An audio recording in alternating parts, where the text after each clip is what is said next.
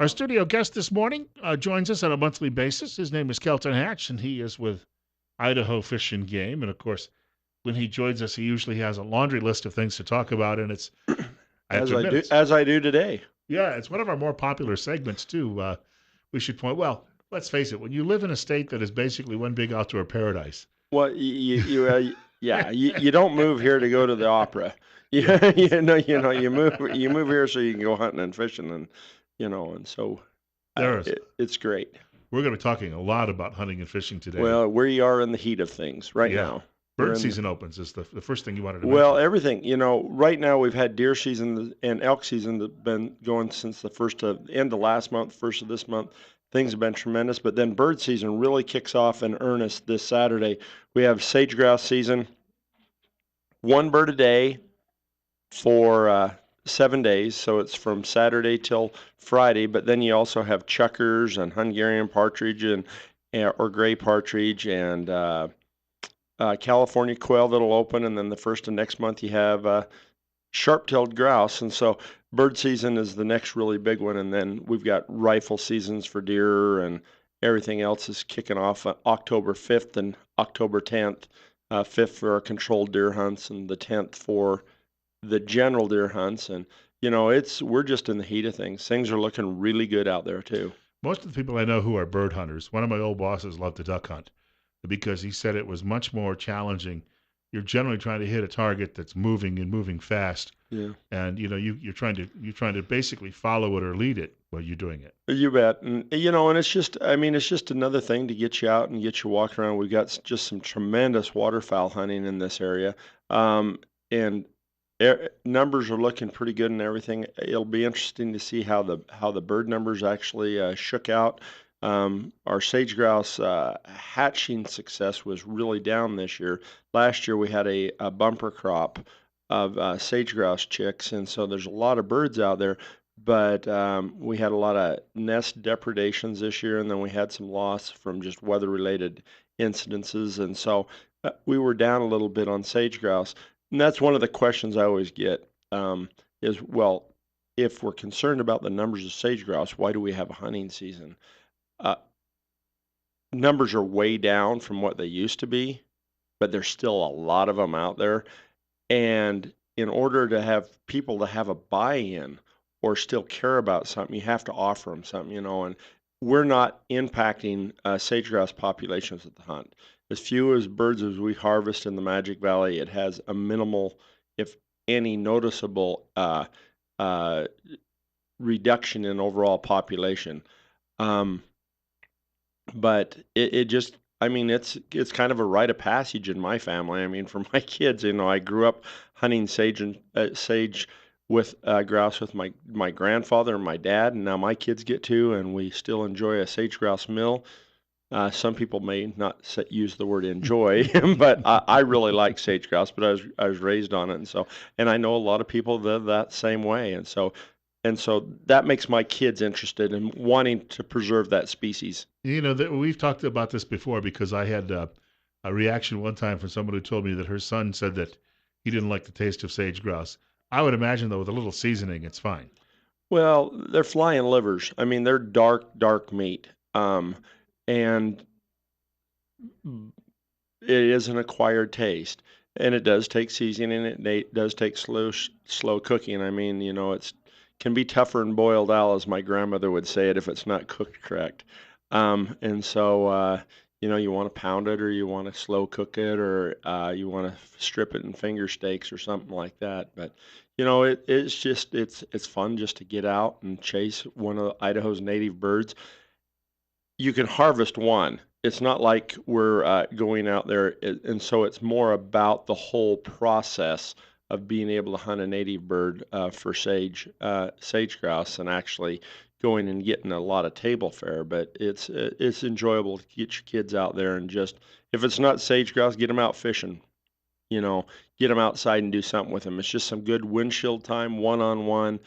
you can spend with friends, family, or whoever you choose to, and get out and enjoy Idaho's outdoors. And you're not getting in, your kids aren't getting in any trouble when they're doing this. That's the other Well, benefit. hopefully when you're with your kids like that, you're able to sit down and talk to them about what's going on in their life, and hopefully divert some of those issues. Or if they get into trouble, at least they trust you enough to talk to you. And so I think anytime that you can have some one-on-one time with, family and friends and children and things like that, getting out and enjoying Idaho, it's time well spent.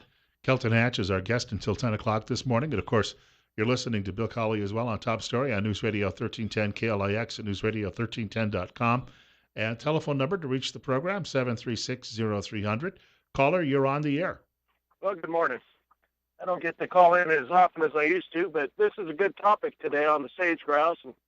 And Kelton, you mentioning getting the family out and the kids out to do something other than sit in the house, play games, whatever.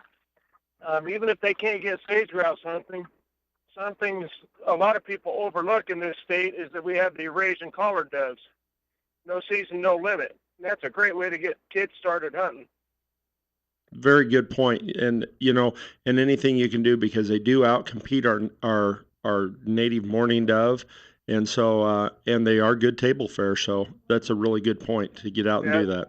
they are bacon wrapped dove breast, and they're a little bit larger than the mourning dove. I don't know if many people realize that, but they're still good eating. They're fun to shoot, and there's plenty of them. Very very good point. I appreciate that. Want to thank you for the telephone call. Now, we're talking red meat today, too. In Oh, you fact, bet. That's the only. I joke with my wife. I says when I feel like being a vegetarian, I eat fish and chicken. yes. When I eat a piece of meat, it needs to be red, and so. But you bet, it's deer and elk season too.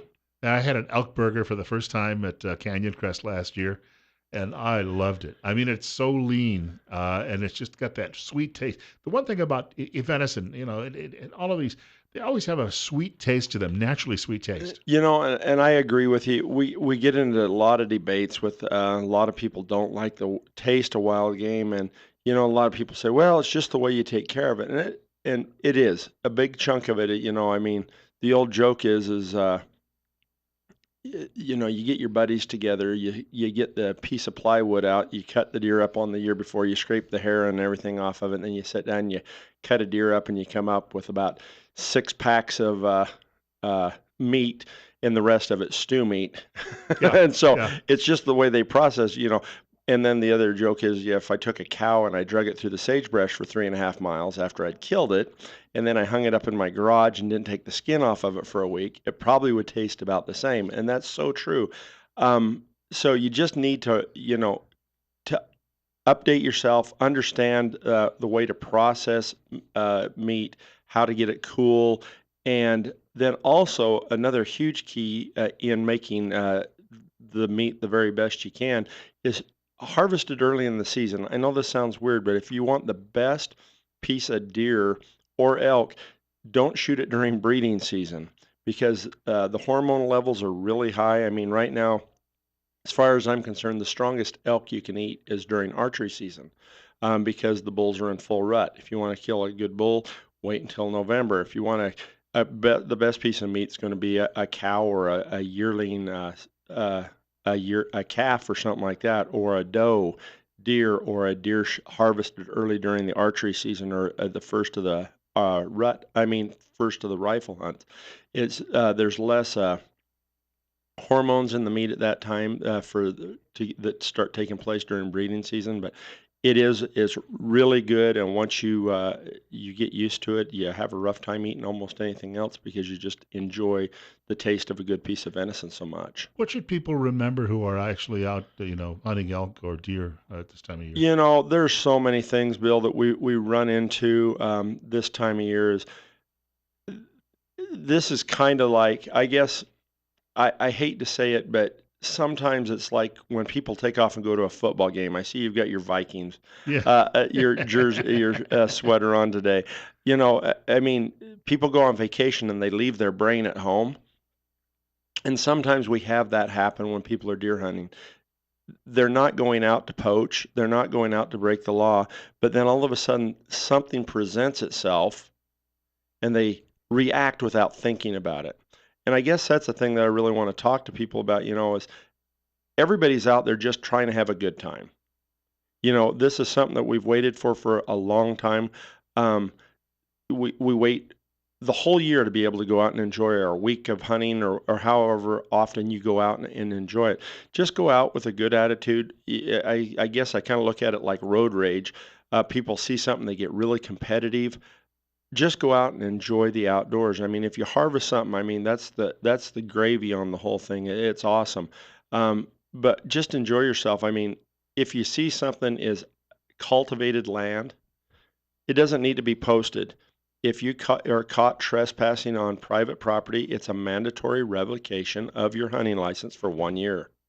Um, and so just because you see a deer standing in a guy's hayfield doesn't mean you can harvest it, because that is private property. You need to find out. If you're going to hunt an area, don't knock on the guy's door that morning. Right now, general season doesn't open until the 10th. Controlled hunt season doesn't open until the 5th for deer. Go out and start doing that legwork right now, finding out where you're going to go hunt. The other issue we run into is people get lost, or things like this. Make a plan when you leave home. Tell people where you're going, and then stick to that plan. And then always go out and be prepared. And just go out and have a good time. I mean, hunting season it's a great time of year, and you just have to go out and just enjoy it. That's what you're referencing when you mentioned in your outline the ethics of hunting. Ethics and stuff like that. Yeah, because we end up getting people that, they get out there, and then there're just so many, it's just little things, and it's not everybody that's doing it. I mean, we have people that'll litter, we have other people that'll take their UTVs or ATVs off road and create new roads. The BLM is now 2 years ago made it mandatory to stick to roads throughout the Magic Valley. You cannot just drive across sagebrush anymore, um, and they're going to start enforcing that this year. So you need to stay on the roads. You want to stay on the roads this year because things are really dry. You don't want to be responsible for a fire. Um, and then it's just, the other things of the ethics of the how far are you comfortable shooting? Go out and practice your shooting. Get familiar with your firearm again. Uh, I run into this myself every once in a while. You get out, you get so busy, you haven't shot your firearm since last year. Well, it's still good to go out there and practice, and kind of just to refresh yourself with everything. Take your kids out, have them shoot. They're not as proficient as you are, and so they need a little bit of practice. But it's I don't know. It's hard to explain this, but it's kind of like Christmas to hunters. If you're not a hunter, it's hard to understand. But if you're a hunter, it's like, yeah, It's it's that exciting. time of year. Yeah. We've got more coming up with Kelton Hatch and more of your telephone calls too as well. Following the break, right now it's 8:20 or 9:20, excuse me. And it's 47.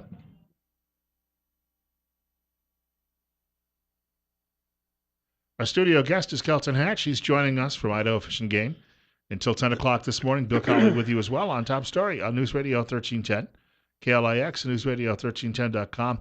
We have a question that was sent in via message because the caller was trying to call near the end of the break. But Kelton, he brings up the fact that he'd like to have his kids take the hunter safety courses, but he said there are not too many of them right around immediately in Twin Falls, and they get filled up fast.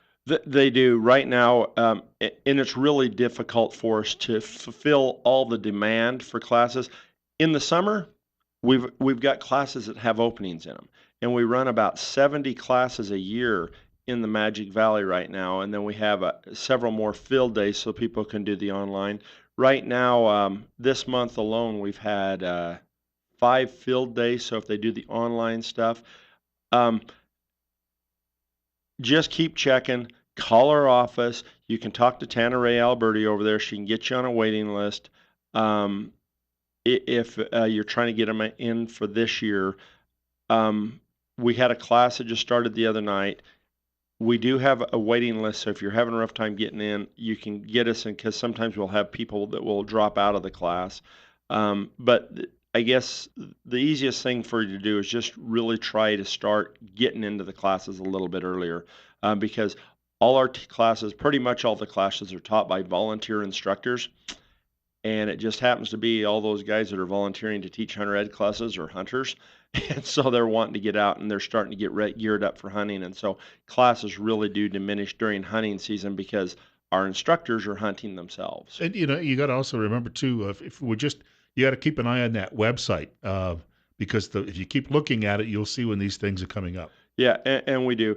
And a lot of times what we on our field days, we get so much influx because we're getting people driving over from Boise or Pocatello, and we've got people that are driving to Boise and Pocatello too, trying to get these field days because it just works into their schedule better. We hate to make people or have people drive. We try to have enough classes for everybody, but if you see one of those that are filled up and it only has like 10 spots, call us up, and what we're trying to do is get the local people signed up first before we open it up, and then those last spots fill up by people from 100 miles or 200 miles away. And so just contact us. We're used to taking hundreds of phone calls this time of year, so Yeah. and get a hold of us, and we'll try to get your kids through. You have something on the online today that says do your homework. That Well, that sounds important. well, it is, do your homework. What I was, and I kind of talked about it a little bit about where you're going hunting and things like that. We just can't. We're getting enough people in Idaho. It's just you can't just. It's not like the old days. A lot of private property, a lot of posted, uh, and so what I'm trying to do is just get people, you know, in the mentality that I need to go talk to landowners now. If I'm planning on hunting on their place in October, I need to talk to them now, or in December. If I want to go pheasant hunting, I talk to a lot of landowners in my job, at sports shows and things like that, and their number one thing is they get a knock on their door at 4:30 or 5 o'clock in the morning, and they go, how responsive are you going to be to a hunter that shows up and knocks on your door? I'm to the point that I'm tired of hunters being here. And then you get other ones that they have no issue with it because they've got people that hunt there, they've talked to them. And so do your homework on where you're going to go, what you're going to do, and just it's one of those things you can't procrastinate anymore. You can't wait until the last minute because if you're looking for a place to waterfowl hunt, I know a lot of the farmers get just inundated with the corn as soon as it's coming off the fields because people want to go hunt those fields that have just been harvested. So talk to them now why the corn's still standing We have and a things caller like with that. us. Got about a minute before the break. Caller, you're up next. You're on the air on KLIX. Well, twice in one day. You guys just brought up another thing. With our technology we have today, there's no reason to get caught trespassing. There's several commercially available hunt maps out there that you can buy for your GPS or even for your cell phones now. And 2 years ago, or actually last year, elk hunting, the one particular brand that I bought, put in my GPS, saved me from a trespassing violation because I knew exactly where the property boundaries were and how I could access where I was. Perfect point. So you can get them for about $100. These chips to go in there. You can download an app for around 30 or $40 onto your cell phone, and it does. It gives the land ownerships, and every year it updates it. And I use the same system on my GPS, and Got so a, it's a great program. got about 15 seconds before the break. Just to remind people too, if you're going hunting, you should really tell people where you're going to be. You do, and you need to prepare yourself. You need to prepare your dogs. You need to prepare your horses. You just don't want to go out there and all of a sudden the storm comes in. You don't know where you're at. Nobody knows where you're at. A little bit of homework beforehand and a little bit of effort put in beforehand will save you a lot of grief. We've got more coming up with Kelton Hatch from Idaho Fish and Game. It's coming up on 9:30. It's 47. Bill Colley with you as well on News Radio 1310 KLIX and newsradio1310.com.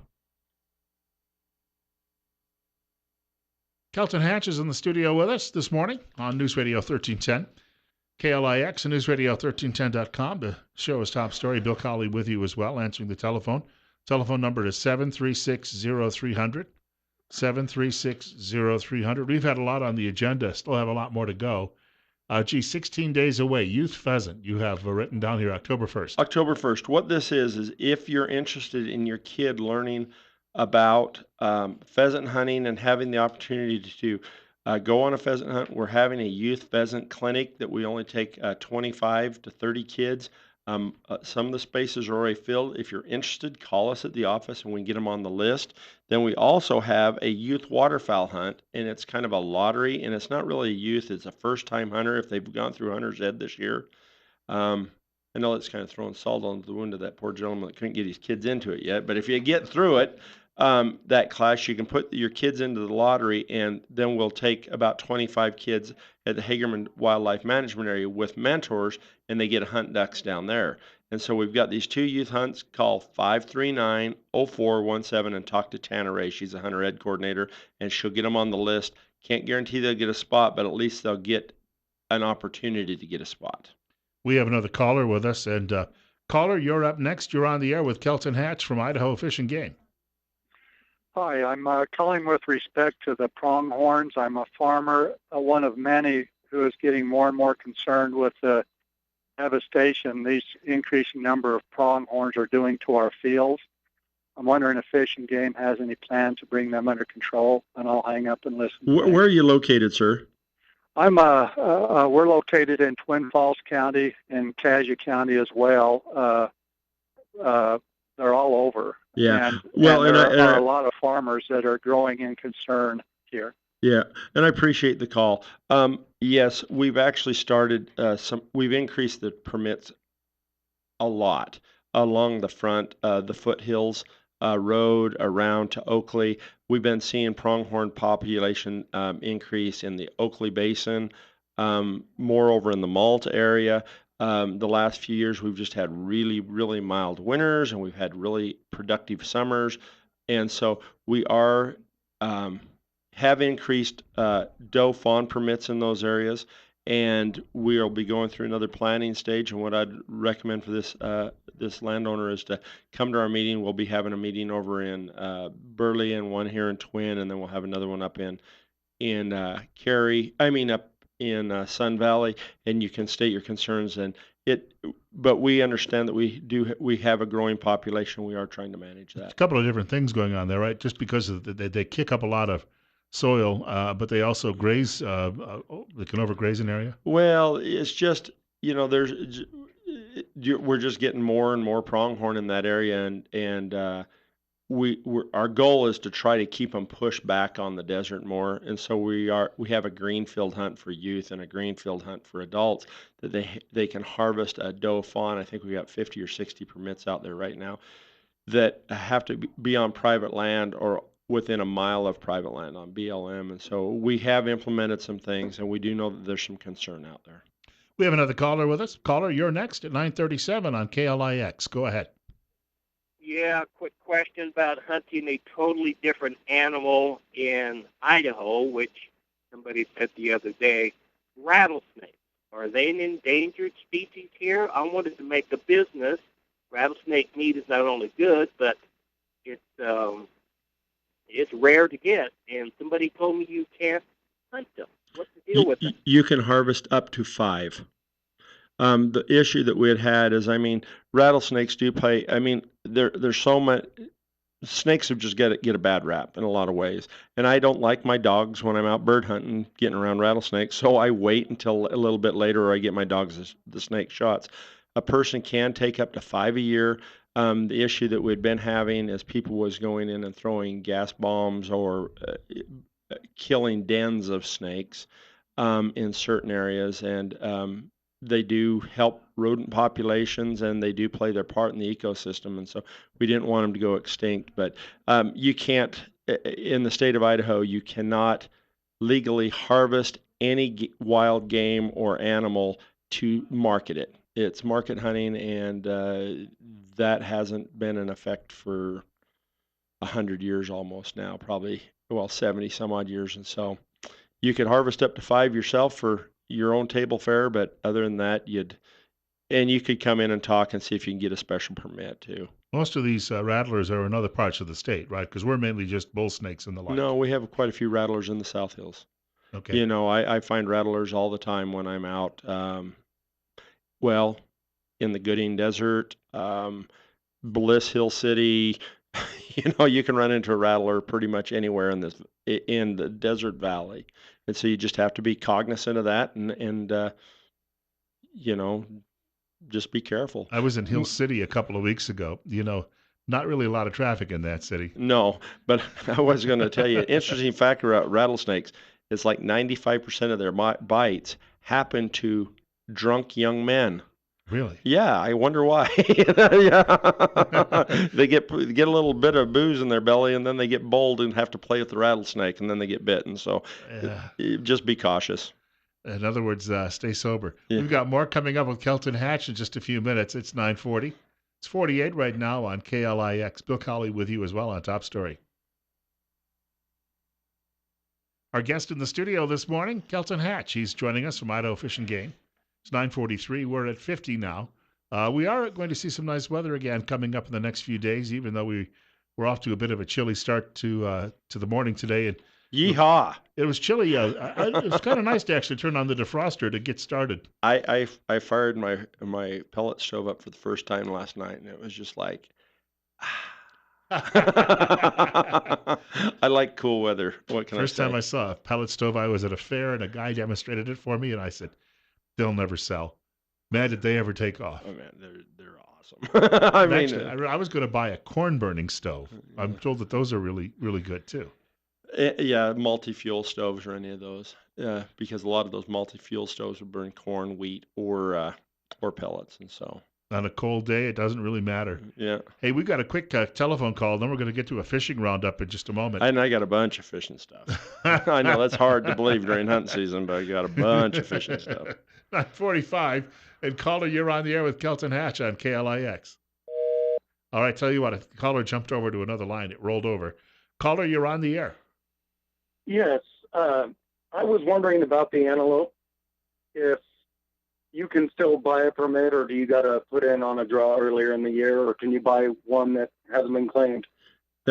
It's a good question. All of the pronghorn permits in the South Hills are all controlled hunts, and so you had to apply before June 5th. And so, but we are seeing an increase. I mean, Fairfield. Anytime you have good weather like we've had for the last 6 winters in a row. Last winter was actually the first kind of winter we had, but we had very minimal mortality because the animals went into the winter in such good condition. So we've got growing populations, but Well, I'm thinking more along the lines of over by Rupert, Minidoka Dam. Yeah, I'm trying to remember where that one.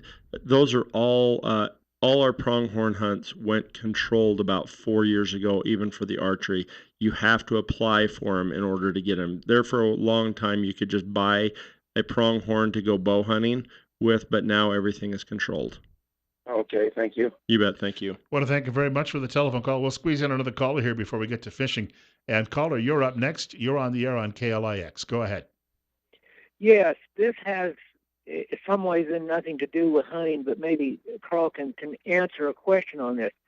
With the proposed development of Devil's Corral, which is a major game wintering area and so on and so forth, whether anybody has done an environmental impact statement on what's going to go on over there or anything, because I live 3 miles from there, and there's game in and out of there all the time. And if they develop it, it's gone. I'll let them answer on the phone. Thank you. No, and I appreciate that. That's an issue that we're running into all the time. We have a gentleman at my office. His name's Mike McDonald. He's our environmental biologist. He does any construction, any road work, any new subdivisions. He goes out, looks at, writes comments. We can't, as a department, reject any project or support any project. We just write a release on exactly what the facts are, what we see the issues are going to be with that area. We turn it over to the powers that be, and then they have it in part of their in their procedures. And then as the county commission goes through it, they have our comments there on. And I'm sorry, we've got so many of those things going on that I don't know exactly. I do know that there would be concern because it is a wildlife area, but I haven't stayed close enough up to date on that one to know exactly what our thoughts were on that one. Want to thank him though for the telephone I call. do. I appreciate it, and Yeah, it's something that people didn't know that we did. Fishing roundup. A lot of news going on here. Well, there is, and what I wanted to do is I'm just going to read through this really quick. At the Hagerman State Fish Hatchery down here in Hagerman, this is some of the things that they've done this last week. They planted 5,200 cutthroat at Henry's Lake and at Lake Cleveland. We just got 638 sturgeon on site that they'll be raising up and dumping in the Snake River here. And they just released 439 yellow trout and 12,785 triploid rainbow trout into area waters around here. Niagara Springs stocked 144,560 surplus stillhead in Salmon Falls Creek Reservoir. They're not going to do anglers much good right now, but they're going to provide forage for walleye, as well as several of those will grow. They currently have, this is at Niagara Springs, they currently have 1,858,467 stillhead. And I wanted to tell you, the biologists down there got to clip every one of their adipose fins. So that 1,800,000 fish, somebody handled individually and cut that little adipose fin off. So when we release them into carpal tunnel syndrome, yeah, no doubt. And they did it in a week. I was pretty impressed.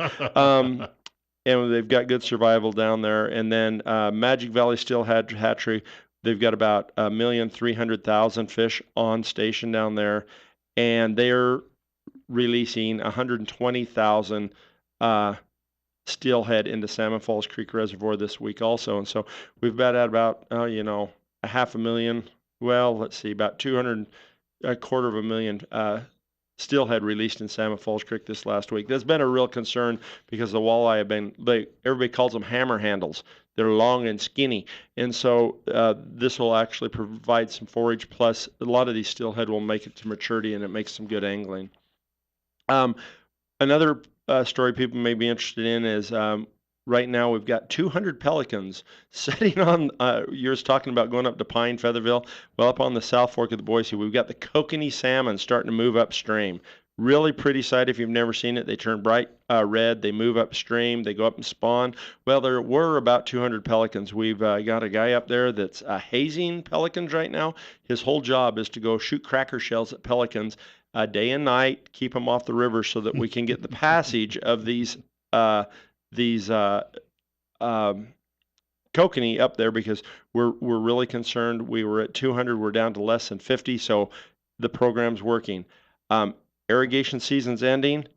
The Richfield Canal is due to shut down on September 15th, which will be when the salvage order should be issued in the next day or so.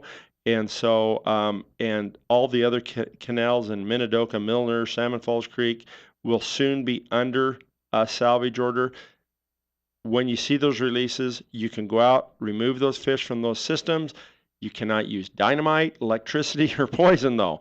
And if you find a sturgeon, please call us and we'll go down and pick it up and put it where it needs to be. You cannot salvage sturgeon in those, and you do need to wait for the salvage orders to come out, but that's getting really close. And then anybody that's interested in sturgeon can go to our website or go to our Facebook page at Magic Valley Fish and Game. There's a 7-part series on sturgeon. Really interesting. Talks about the life history, what's going on, what our plans are for in the future. So I think we've published the first 2 pieces on it, and they'll be published over the next few weeks. So if you're interested in that, it's on there. And then the last thing is fishing is really starting to pick up at Magic as well as Salmon Falls Creek Reservoir. So my friends say that are anglers and are not hunters, they can't wait for hunting season, so they get rid of all the weekend warrior type folks. The die-hard anglers, they're getting ready to do their thing too right now, because all the hunters are out hunting and they're not fishing anymore. And so they say it's the best time of year to be fishing. Although we do have a problem in eastern Idaho over by the South Fork with a die-off, right? We did, and and I was going to try to get some stuff read up on that, and I didn't, and so I'm not up to speed on that. But I didn't get anything read I on. understand though that there was something like this in the Yellowstone River earlier, so apparently it's this whatever was bacteria contaminant or. And there's so many over there. Typically, we'll have those little anomalies like that that'll come through. It resets the population. There was a lot of whitefish over there. I mean, when I lived over in eastern Idaho, it was really fun to go up there in January or February when everything else was done and go fly fish for those whitefish, and you could catch 100 of them, that are 16 to 20 inches long. And so there is some articles if you're interested in that on our Fish and Game webpage. I just didn't get read up on it. Sorry. I would think the fishing at the dam's still okay, though, right? I mean, the the fishing all through the system would be still tremendous.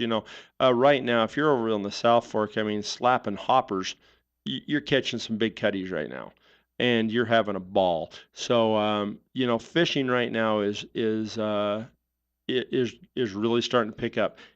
We're starting to get the moss die off in Salmon Falls Creek. We've finally got some cold enough weather. Those little red lesions that get on fish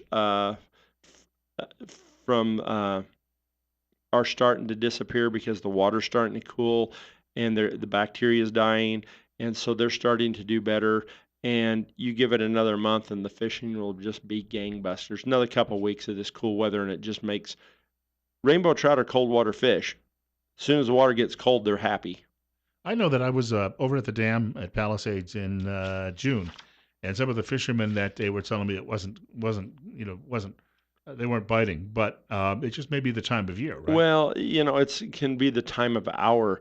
It was I've about never, noon, middle and of the day. and the interesting thing is, I've never considered myself a hardcore fisherman. I mean, I still get out and do some angling, but I've been taking with this Trout in the Classroom program that we've talked about.